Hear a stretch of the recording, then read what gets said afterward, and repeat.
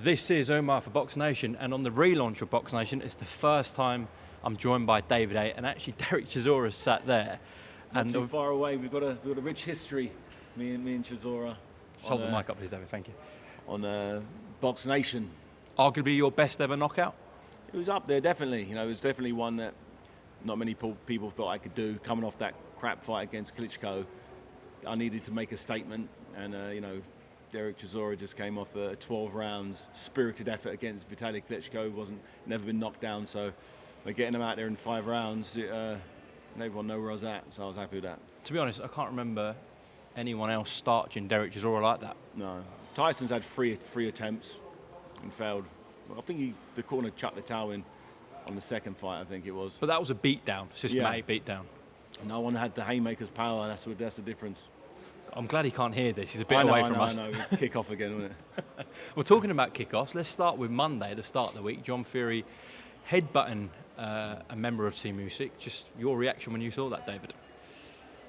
Listen, I'm all for a bit of pushing and pulling, a bit of pre-fight hype. You know, getting people excited. You know, me and Derek went at it, but that's because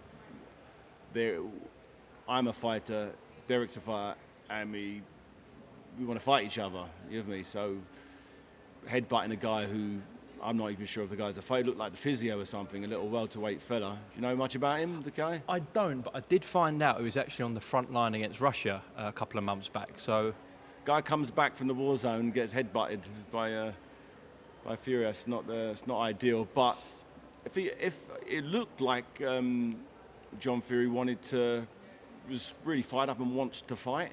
You know, I've seen him saying about he's going to headbutt, who was it, Carl Froch and Tony Bellew. These guys don't want to fight. These are world champions. These are legends of the game.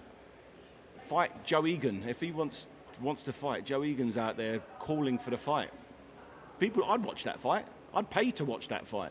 So if he wants to fight someone who wants to fight him back. He's the same age as him as well. So I think it'd be a great fight. How's your relationship with the Furies?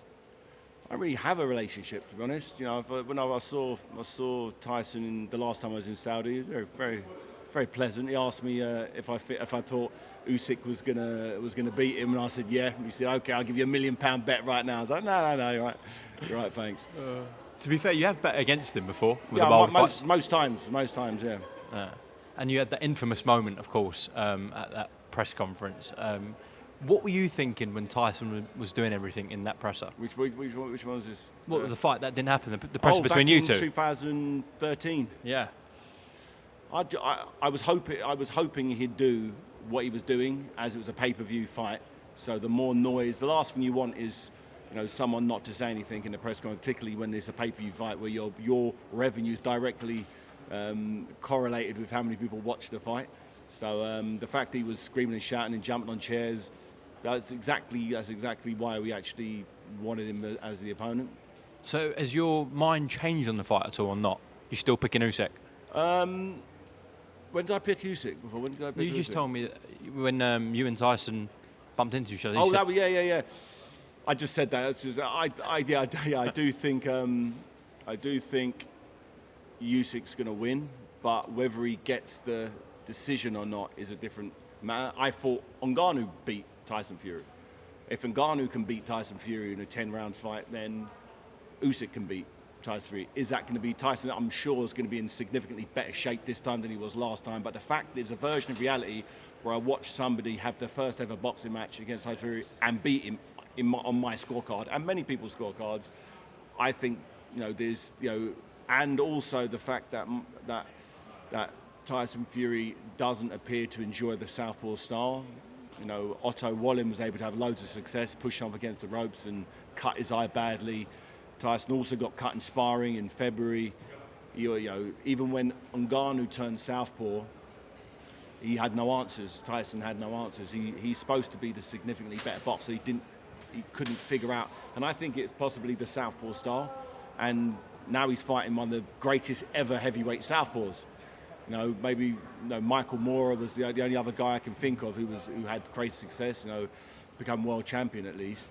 So I definitely think on points Usyk, but I think it's going to be a draw. I think Usyk's going to win on points, but I think it's going to be a draw. a majority draw. One judge having it for Usyk, and 2 judges having it even. I know you're completely different fighters, you and Oleksandr Usyk, but as a cruiserweight going up to heavyweight, something you've done, something he's doing right now, Usyk, the obvious disadvantage is the size. But apart from that, what else is a disadvantage for Usyk going into Saturday night? What other disadvantages are there that you felt in your career? I think it's just his size. I think it's Is just that the it? size. It's just the size. Yeah. Okay. If you had a pound of Tyson Fury and a pound of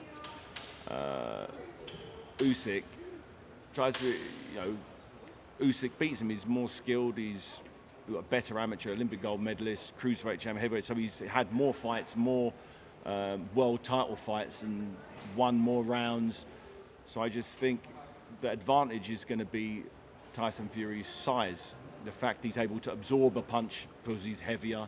He's got longer arms, able to lean away from shots that he wouldn't ordinarily do if they were the same size.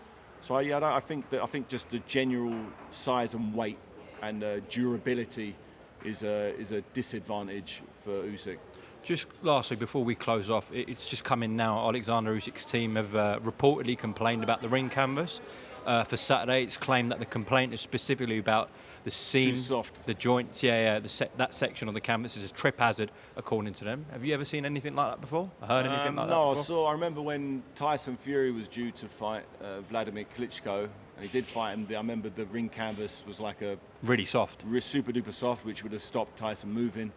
So I definitely feel that the harder the canvas is, the firmer it is, the more that works in Usyk's favour. The softer it is, well, that could be another.